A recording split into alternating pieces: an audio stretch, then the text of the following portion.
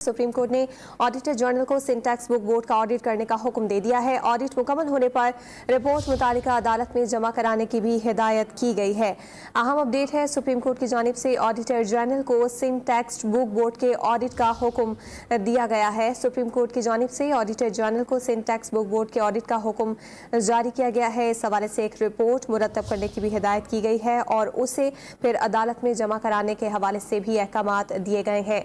Chief justice की जानिब से ऑडिट रिपोर्ट मुतालिका अदालत में जमा कराने के अहकाम सामने आए हैं। इसी पर बात करने के लिए साथ मौजूद हैं डॉन न्यूज के नुमाइंदे हसीब भट्टी। हसीब, बताएगा अदालत की जानिब से सिंध ऑडिट का हुक्म किस सिलसिले में जमा है?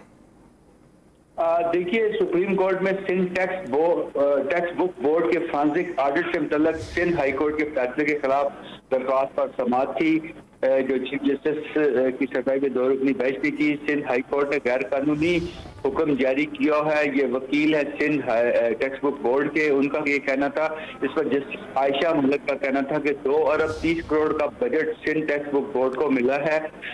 सिंध हाई कोर्ट का हुक्म है कि इसका ऑडिट करवाया जाए। अदालती हुक्म के बावजूद आपने ताहाल ऑडिट नहीं करवाया, जिस पर वकील ने कहा कि हमें ऑडिट करवाने में कोई एतराज नहीं। एतराज एडिशनल रजिस्ट्रार को सुपरवाइजर लगाना और फौरी ऑडिट का है।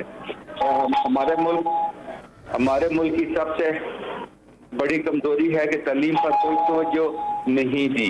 जी बहुत शुक्रिया हसीब भट्टी, हमें आगाह करें। सुप्रीम कोर्ट की जानिब से अहकाम दिए गए हैं। ऑडिटर जनरल को सिंटैक्स बुक बोर्ड के ऑडिट का हुक्म दिया गया है और रिपोर्ट अदालत में पेश करने का हुक्म सादिर किया गया।